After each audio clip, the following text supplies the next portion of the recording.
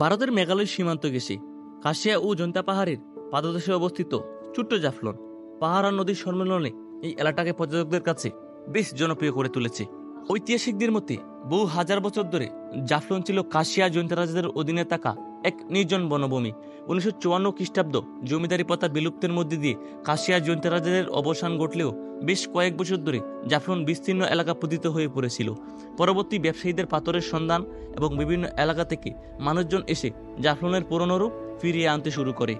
তবে জাফলং তার পুরনো রূপ ফিরে পাবার পরপরই এপার বাংলা ওপার বাংলা ভ্রমণ পিপাসু মানুষের কাছে বেশ জনপ্রিয় হয়ে ওঠে এই জায়গাটি।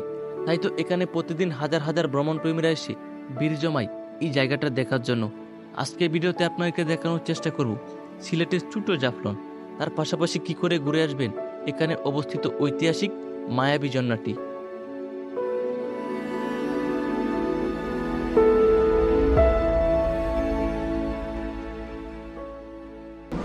হে এভরিওয়ান, আসসালামু আলাইকুম। কি অবস্থা আপনাদের সবার? আশা করছি আপনারা সবাই অনেক অনেক ভালো আছেন। আপনাদের সবাইকে ওয়েলকাম করছি সিলেট থেকে। আর আমি এই মুহূর্তে আছি হচ্ছে সিলেটের জাফলং জিরো পয়েন্টে। আমার সামনে আপনারা দেখতে পাচ্ছেন হচ্ছে এই যে ইন্ডিয়ার যে বড় বড় পাহাড়গুলো দেখা যাচ্ছে সেগুলো। আর আমি সিলেট শহরে আসি হচ্ছে ভোর 5টায়, আমরা সেখান থেকে রওনা দিই ঠিক সকাল 6টায় এবং এইখানে এসে পৌঁছেছি হচ্ছে 8টায়।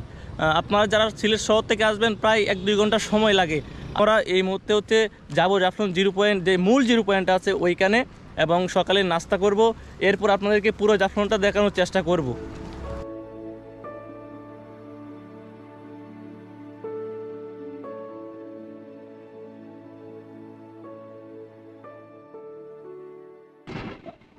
আমরা এই মুহূর্তে হচ্ছে সকালে নাস্তা করব। এর ফাঁকে আপনাদেরকে একটা বিষয় জানিয়ে রাখি, ওই যে দূরে বিএসএফ এর ক্যাম্পটা দেখতে পাচ্ছেন, আমি একটু আগে এর আশপাশটা হচ্ছে এখানে ভিডিও করছিলাম। তো উনি কি করছেন, আমাকে ওই জায়গাটি ডেকে নিয়ে আমার যে যত ভিডিওগুলো ছিল সবগুলো ভিডিও তিনি ডিলিট করে দিয়েছেন। আসলে এইখানে নাকি সীমান্ত এলাকা, এইখানে নাকি ভিডিও করা নিষেধ। আসলে আমি জানি এটা শুধু আমার ক্ষেত্রে না, সকলের ক্ষেত্রে হয়।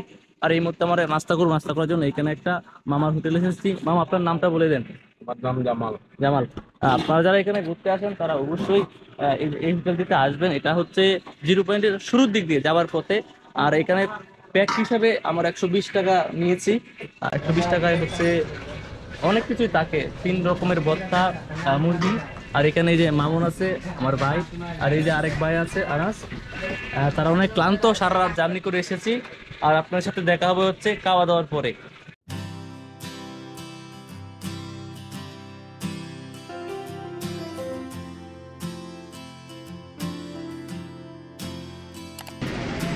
এই তো বন্ধুরা, কুলামালা পরিবেশে আমরা সকালের নাস্তাটা শেষ করলাম।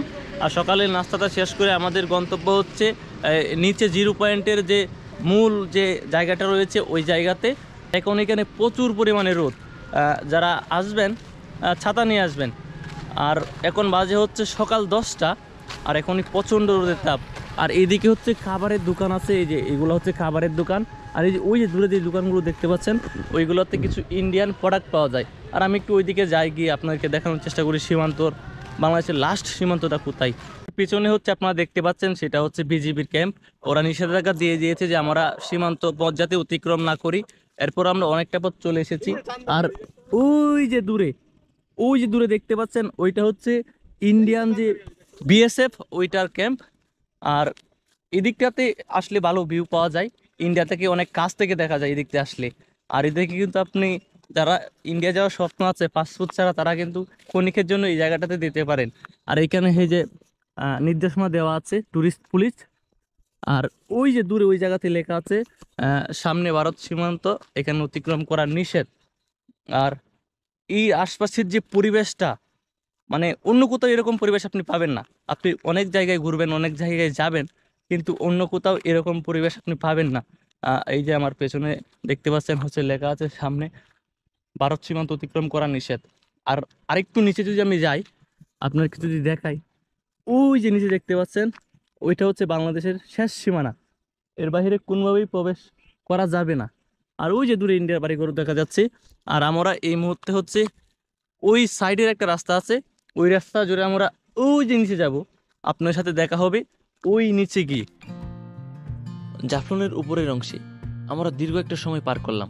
আমাদের এবারের গন্তব্য জাফলং মূল জিরো পয়েন্ট, যেখানে গেলে দেখা মিলবে এপার বাংলা ওপার বাংলা দুদেশের ভ্রমণপ্রেমী মানুষদের। এই গন্তব্যে শুধু আমরা একা নয়, আমাদের সাথে সঙ্গী হয়েছেন আরও অনেকজন।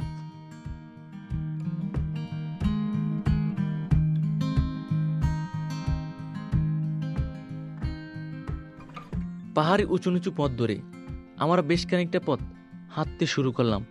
হেঁটে হেঁটে একটা সময় দূর থেকে দেখা যাচ্ছিল ভারতের মেঘালয় রাজ্যের সেই ঐতিহাসিক বাড়িঘরগুলো। আপনি কেবলমাত্র মায়াবী জন্নাতে যেতে হলে প্রথমে আসতে হবে জাফলং 0 পয়েন্টের মূল অংশে। তারপর এখান থেকে আপনাকে নৌকা করে 1 থেকে 150 টাকায় যেতে হবে ঐতিহাসিক সেই মায়াবী জন্নাতে। বন্ধুরা, এই মুহূর্তে চলে এসেছি হচ্ছে আমি ইন্ডিয়ার সীমান্তের ঠিক একেবারে কাছে। এই যে আমার পেছনে হচ্ছে দেখতে পাচ্ছেন, এটা হচ্ছে ইন্ডিয়ান সীমান্ত আর কাঁটাতারের বেড়া।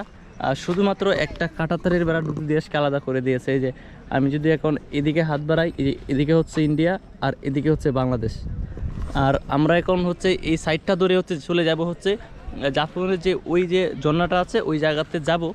আর এই নিচ দিয়ে একটা রাস্তা আছে, উপর দিয়ে একটা রাস্তা আছে, ওই যে উপর দিয়ে আরেকটা রাস্তা আছে। আপনি চাইলে যে কোনো রাস্তা দিয়ে যেতে পারেন।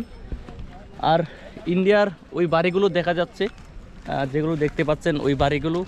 আর এখানে স্থানীয়রা আমার কাছে মনে হয় ওই জায়গাতে যেতে পারে, পর্যটকরা হয়তো বা যেতে পারে না, স্থানীয়রা অবশ্যই ওই জায়গাতে যেতে পারে। এদিক দিয়ে কোনো কাঁটাতারের বেড়া নেই, শুধু কয়েকটা পিলার রয়েছে। আর ওই যে দূরে যে মায়াবী ঝর্ণাটা আছে ওইটা দেখা যাচ্ছে। সামনে একজন ইন্ডিয়া সীমান্তের ভিতরে ঢুকে গেছে। এই যে আমি কিন্তু এই মুহূর্তে ইন্ডিয়া সীমান্তের ভিতরে ঢুকে গেছি। আর ওইটা হচ্ছে বাংলাদেশ আর এইটা হচ্ছে ইন্ডিয়া। আমি কিন্তু এখন ইন্ডিয়াতে আছি। আর এই জিরিপথটা ধরে হচ্ছে আমরা ওইখানে যে 0 পয়েন্ট আছে ওইখানে চলে যাব। সত্যি অবিশ্বাস্য, পাসপোর্ট ভিসা ছাড়া এই মুহূর্তে ইন্ডিয়া। এটা কেবল এই সিলেট জাফলং 0 পয়েন্ট দিয়েই সম্ভব, যেখানে কাঁটাতারের কোনো বেড়া নেই। দুটি দেশের মধ্যে শুধু পাথর দিয়ে একটা খোদাই করে লাইন তৈরি করে দেওয়া হয়েছে, যেটাকে দুটি দেশের বিভক্ত করেছে। মূল জাফলং 0 পয়েন্টে আসার পরপরই এখানে দেখা মিলবে ভারতের সীমান্তরক্ষী বিজিপি। তাদের সাথে দীর্ঘ একটা সময় আমরা কথা বললাম। বেশ আন্তরিক তারা। দুটি দেশের মধ্যে দিয়ে কেবলমাত্র পাথরের একটি লাইন আলাদা করে দিয়েছে দুটি সীমান্ত। কি সুন্দর, অদ্ভুত এই জাফলং 0 পয়েন্ট।